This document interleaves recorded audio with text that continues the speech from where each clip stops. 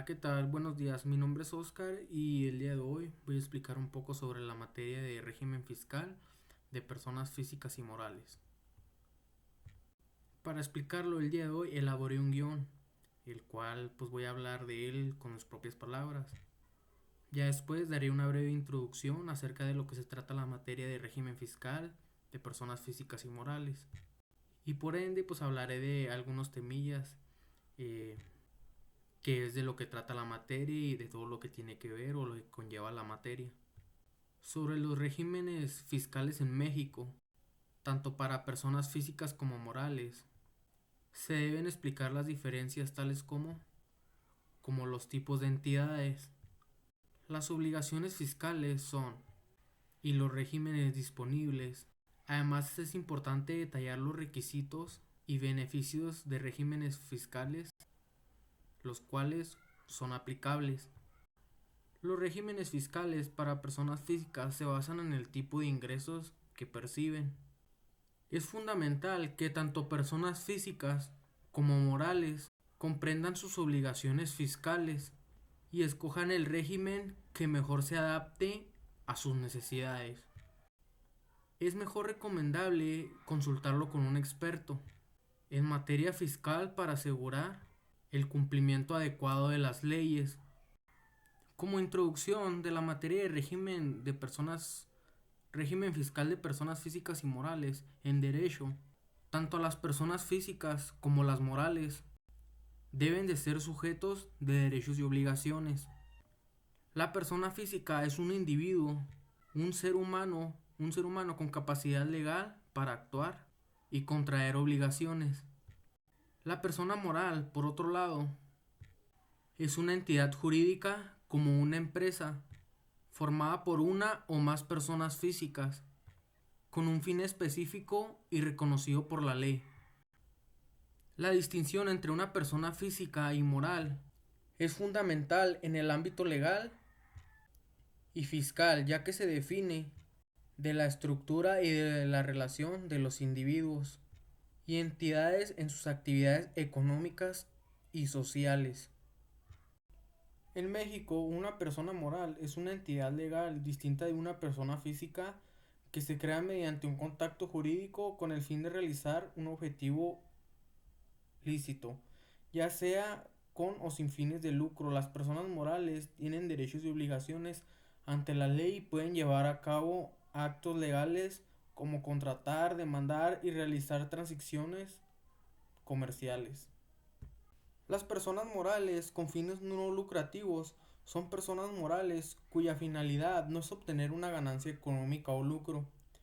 Por ejemplo, sociedades de inversión, administradoras de fondos para el retiro, sindicatos, cámara de comercio e industria, colegios de profesionales, instituciones de asistencia o beneficencia, asociaciones civiles.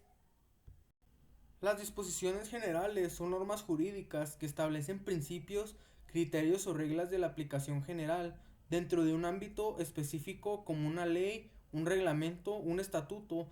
Estas disposiciones buscan crear un marco legal coherente y uniforme abarcando diversos aspectos y siendo aplicables a múltiples situaciones o sujetos. Los ingresos se refieren al dinero que una persona, empresa, organización o gobierno, a través de diversas actividades económicas como la venta de bienes o servicios, el trabajo, las inversiones o las transferencias, en esencia, son entradas de dinero que aumentan el patrimonio de la persona. Una deducción fiscal es una reducción del monto total de la obligación tributaria de una persona u organización al encontrarse con un pago que bajo sus ingresos son imponibles. Las sociedades mercantiles son entidades legales conformadas por dos o más personas que se unen para realizar actividades comerciales con el objetivo de obtener ganancias. Estas sociedades tienen personalidad jurídica propia, lo que significa que pueden adquirir derechos y obligaciones y responder legalmente por sus actos de manera independiente a unos socios de la Ley General de Sociedades Mercantiles. Establece las normas que rigen las entidades en México como personas morales. Se consideran sociedades integradas aquellas que más del 80% de sus acciones con derecho a voto sean propiedad, ya que hace que en forma directa, indirecta o de ambas o de una sociedad integradora. Algunas de las principales obligaciones de las personas morales en régimen general sería inscribirse en el RFC, obtener certificado de forma electrónica o la firma, entrar en facturas electrónicas y llevar la contabilidad electrónica teniendo en cuenta lo establecido en el reglamento del Código Fiscal de la Federación. Una sociedad cooperativa se basa en la asociación voluntaria de personas con intereses comunes para satisfacer necesidades individuales y colectivas mediante actividades económicas. La sociedad coordinada, específicamente en el contexto del autotransporte, es un esquema colaborativo donde varias empresas se unen para cumplir con obligaciones fiscales de manera conjunta. Un régimen es un sistema político por el que se rige una nación como la administración del propio gobierno. Las actividades económicas del sector primario, específicamente en los regímenes, existen los regímenes a la agricultura, la silvicultura o explotación forestal, la ganadería y la pesca. Respectivamente, estas son actividades que se enfocan en la obtención de materias primas directamente de la naturaleza. El término refir o refripress no es un régimen específico, sino cualquier régimen fiscal extranjero donde la carga impositiva sea menor al 75% de la tasa aplicable en México. Las personas físicas son individuos que realizan actividades económicas de forma independiente, mientras que las personas morales son entidades legales formadas por varios socios. Las principales diferencias incluyen la responsabilidad, trámites y los regímenes fiscales. Las disposiciones generales son normas jurídicas que establecen principios, criterios o reglas de aplicación general dentro de un ámbito específico como una ley, un reglamento o un estatuto. Estas disposiciones buscan crear un marco legal coherente y uniforme abarcando diversos aspectos y sentido aplicables a múltiples situaciones o sujetos. Las personas físicas de nacionalidad mexicana que son funcionarios en el Estado mexicano o trabajadores del mismo, aun cuando su centro de intereses vitales se encuentre en el extranjero, se consideran como residentes mexicanos. El régimen de residentes en el extranjero es el destinado a las personas físicas y morales que generan ingresos en México aunque no vivan en el país.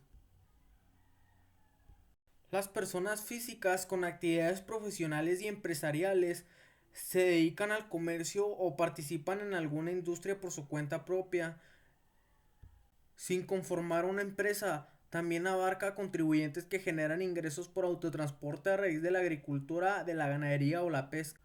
Las deducciones autorizadas son gastos que bajo ciertos requisitos establecidos por el Servicio de Administración Tributaria pueden reducir los ingresos acumulables disminuyendo la base gravable y por ende el monto total de los impuestos a pagar. Se consideran ingresos por otorgar el uso o goce temporal de bienes inmuebles, los provenientes del arrendamiento o subarrendamiento y en general por otorgar al título oneroso el uso o goce temporal de bienes inmuebles en cualquier otra forma. Estos son los ingresos por otorgar el uso o goce temporal de los bienes inmuebles. Un ingreso se considera acumulable cuando proviene de actividades como la enajenación o la venta de bienes o la prestación de servicio y se deban incluir en la base gravable para determinar los impuestos a pagar.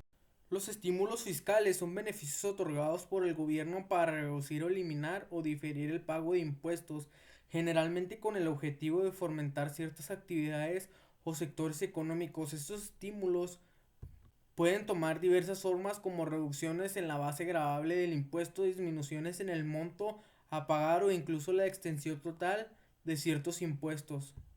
En conclusión, respecto a mi video del día de hoy sobre la materia de régimen fiscal de personas físicas y morales, es que la materia de régimen fiscal para personas físicas y morales en México es fundamental para entender de las obligaciones tributarias y el cumplimiento fiscal.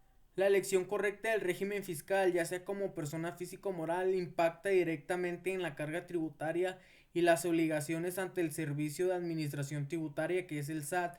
Es crucial comprender las diferencias entre ambos tipos de contribuyentes y sus respectivas obligaciones para una gestión fiscal eficiente.